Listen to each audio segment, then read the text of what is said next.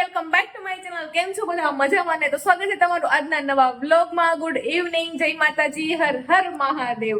તો અત્યારે છે ને 5:30 વાગી ગયા છે ને આપણે અત્યારથી વ્લોગ ચાલુ કર્યો છે. તો એનું કારણ શું છે ખબર છે કે મેં વિચાર્યું હતું બપોરેથી ચાલુ કરી દે, પણ આજ ખબર નહીં સવારની ઉઠી ને ત્યારે એક સાઈડના ગળામાં છે ને ઓલી સરેડી પડે કે નહીં, આમ દુખે ને એવું બધું થાય છે. આ સાઈડ સવારનું એવું થાય છે, પણ બપોર થતા ને બહુ થવા માંડ્યું આમ કાનમાં ને અહીંયા એટલા બધા ભાગમાં. તો પછી શું કહેવાય કે 2-3 વાર ગરમ પાણી ને એવું પીધું મેં બપોર સુધીમાં, 3 વાગ્યા સુધીમાં, પણ એટલો બધો કઈ ફેર ન પડ્યો. અમુકનું માથું વતન ચડી ગયું, એટલે પછી 3 વાગે પંખો 5 ઉપર કરી ને હુઈ ગઈ માથે બ્લેન્કેટ ઓઢીને. તો આખડી છે ને હું શું કહેવાય કે 5 વાગે ઉઠી, 3 વાગે સુધી ને 5 વાગે ઉઠી. બાકી બપોરે હે ને હું સાચું કહું તો એટલું બધું હું ક્યારેય સૂતી જ નથી, કેમ કે એડિટિંગના વિડીયોના એવા બધા ઘણા ખરા કામ કરવાનું હોય. જો કે આજે હોતન છે ને હું વિડીયોનું ને એવું બધું જ કામ કરતી હતી, પણ શું નહીં, આ માથું ને દૂધું તો મેં ગાના કરતા સુઈ જાઉં. બાકી મેં કીધું નીંદર નહીં થાય, માથું નહીં માટે, એટલા માટે. અને જો અહીંયા હે ને સવારે આજ હમણાં છે ને 2 દિવસથી મસ્ત તડકો પડે છે, તો સવારમાં કપડાં છે ને ધોઈ નહીં ખાતા ને તો બપોર થયું ને ત્યાં સુકાઈ ગયા. પણ પછી એમને મેં ઘડી શું કરવા મુઈ કરી નથી, એમને ખુરચી ઉપર મૂકી દીધા. તો કઈ નહીં, એવું બધું છે ને. હવે અત્યારે છે ને આપણે રસોઈની તૈયારી કરવાની છે ને શિયાળો ચાલુ થઈ ગયો, પણ હમણાં છે ને રીંગણાનો ઓળાનો મેળો નથી આવ્યો મારે. તો રીંગણાનો ઓળો આપણે આજે બનાવવાનો છે. તો હું મારા ઘરમાં કઈ રીતે રીંગણાનો ઓળો બનાવું, તો ચાલો આપણે રેસીપી શેર આજ તો કરવાની છે. આમે તમને બધાને મારી રેસીપીના વિડીયો બહુ જ ગમે છે, તો કઈ નહીં, હાલો આપણે રીંગણાનો ઓળાની તૈયારી કરવા માંડીએ. તો અહીંયા છે ને મેં આ એક રીંગણું લીધું છે. વજનમાં તો કેટલું હોય મને કઈ ખ્યાલ નથી, બટ આ એક રીંગણું છે. એમ તો હું ઘણી મોટી સાઈઝ છે, મારે રાતને 2 જણાને ખાવું હોય ને તો આરામથી થઈ જાય, કેમ કે હજી આમાં લીલી ડુંગળી ને એવું બધું આવશે, ટમેટા ને એટલા માટે. તો અહીંયા જો આ ઉપરનો ભાગ છે ને પેલા કટ કરી નાખું વ્યવસ્થિત. અને આને છે ને મેં વોશ તો કરી જ નાખ્યું છે, એટલે હવે આપણે કઈ ધોવાનું છે નહીં એમ. અને આવી રીતે શું કહેવાય કે હું ચેકા પાડી આમ જરાક અંદર જોઈ લઉં કે આમ ખરાબ નથી ને એમ. તો બસ જો એટલા અહીંયા ચેકા પાડી લીધા છે. અને હવે આપણે છે ને આને શેકવા મૂકી દઈએ. ડાયરેક્ટ ગેસ ઉપર જ મેં શેકવા મૂકી દીધું છે. મારી પાસે ઓલી જારી નથી, જારી હોય તો એની ઉપર મૂકીને મસ્ત શેકાઈ જાય. આમાં હોતા ને મસ્ત જ શેકાઈ જાય. તો અહીંયા છે ને મેં રીંગણાને ફરતી બાજુ છે ને ફેરવતું શેકી લીધું છે. બસ હવે થોડું અહીંયા મને કાચો ભાગ દેખાય છે ને, તો આપણે ન્યા જ શેકવાનું છે. બાકી શેકાઈને તૈયાર થઈ જ ગયું છે. આપણું રીંગણું છે ને તૈયાર થઈ ગયું છે ને મેં પ્લેટમાં હોતન કાઢી લીધું છે, પણ હજી આ છે ને બહુ જ ગરમ છે. તો થોડીક વાર આને ઠરવા દઈએ ને પછી આને ફોલીને આપણે ચેક કરી લઈએ.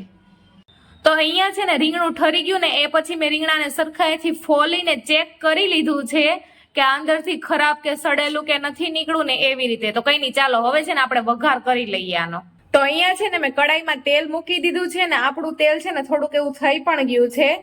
તો સૌથી પહેલા તો છે ને આપણે અહીંયા હિંગ નાખી દેશું અને સાથે છે ને જીરું નાખી દેશું, આખું જીરું. અને હવે છે ને આપણે રીંગણાના ઓળામાં શું કહેવાય કે લીલી ડુંગળી અત્યારે મળે છે, તો લીલી ડુંગળી જ નાખી દેશું. અને એની સાથે છે ને આપણે આદુ લસણ અહીંયા છે ને મેં ખાંડીને રાખ્યું છે, તો એ પણ નાખી દેશું. અને આને છે ને આપણે સરખાએ ફ્રાય કરી લેવાનું છે. 1 થી 2 મિનિટ જેવું છે ને આપણે આદુ લસણ અને લીલી ડુંગળી છે ને એને સરખાઈથી છે ને આપણે અહીંયા ફ્રાય કરી લેશું. અને અહીંયા લીલી ડુંગળી અને આદુ લસણ છે ને ફ્રાય થાય છે ને તો બહુ જ સરસ છે ને અહીંયા સ્મેલ આવે છે. તો કે છે ને અત્યારે શિયાળાની સિઝન છે એટલે અહીંયા મને લીલી ડુંગળી આપણે મળી રહી છે. બાકી આપણે આઉટ સિઝનમાં બનાવતા હોય તો આપણે સૂકી ડુંગળી પણ સરસ લાગે છે. હવે છે ને અહીંયા મેં 1.5 ટમેટું અહીંયા મેં કટ કરીને રાખ્યું છે, ઝીણું સંભાળીને. તો બસ હવે આપણે છે ને એ નાખી દેશું અને અહીંયા સરખા એવા આપણે એને પણ મિક્સ કરી લેવાનું છે. હવે આપણું છે ને ટમેટું ફટાફટ ચડી જાય ને એના માટે અહીંયા છે ને સ્વાદ અનુસાર અહીંયા મેં મીઠું નાખી દીધું છે. અને એની જ સાથે છે ને ચપટીક જેવી હળદર પણ નાખી દીધી છે. હવે આપણે છે ને આને 1 થી 2 મિનિટ સરખાએ છે ને બધું સાતડી લેવાનું છે કે આપણું ટમેટું એકદમ સોફ્ટ થઈ જાય અને ચડી જાય. તો અહીંયા છે ને આપણું સરખું ટમેટું પણ એકદમ ગળી ગયું છે. એટલે હવે છે ને આપણે લાલ મરચું પાવડર નાખી દેવાનું છે. અને મારા ઘરમાં તો છે ને થોડોક એવો ઓળો છે ને તીખો જ ખવાય છે, એટલે હું એ પ્રમાણમાં નાખું છું અહીંયા લાલ મરચું પાવડર. અને બસ હવે અહીંયા સરખાઈથી બધું છે ને આપણે મિક્સ કરી લેવાનું છે. અને આમાં છે ને એક ટીપું પણ આપણે પાણીનું નથી નાખવાનું. એમનેમ છે ને મસાલા અહીંયા આપણે જે લાલ મરચું નાખ્યું ને એમનેમ તેલમાં જ આપણે છે ને સાતડી લેશું એમ. અને હવે છે ને આપણે અહીંયા મસાલા તો ચડાઈ ગયા છે. હવે આપણે છે ને આ શેકેલો રીંગણાનું જે અહીંયા મેશ કરીને રાખ્યું છે એ બધું છે ને આપણે ઉમેરી દઈએ. અને સરખાઈથી છે ને આપણે આને હોતો ને આવી રીતે સરખાઈથી મેશ ન થયું હોય ને તો આવી રીતે થોડુંક પ્રેશર આપતા જશું અને સરખાઈથી મેશ કરી લેશું, એટલે આપણી ગ્રેવીની સાથે છે ને સરખું એકદમ ભળી જાય એમ. તો અહીંયા છે ને મેં બધું સરખાઈથી મિક્સ કરી લીધું છે. અને હવે છે ને આપણે અહીંયા 1 થી 2 મિનિટ જેવું છે ને આપણે એમને ધીમા તાપ ઉપર જ છે ને ઓળાને થાવા દેવાનો છે, જેથી છે ને સરખાએ તેલ છૂટું પડી જાય અને બધું એકદમ સરખાએ મિક્સ થઈ જાય. તો અહીંયા છે ને મેં 1 થી 2 મિનિટ એકદમ ધીમા તાપ ઉપર ઓળાને થાવા દીધો, એટલે સરસ તેલ છે ને છૂટું પડી ગયું છે આપણું.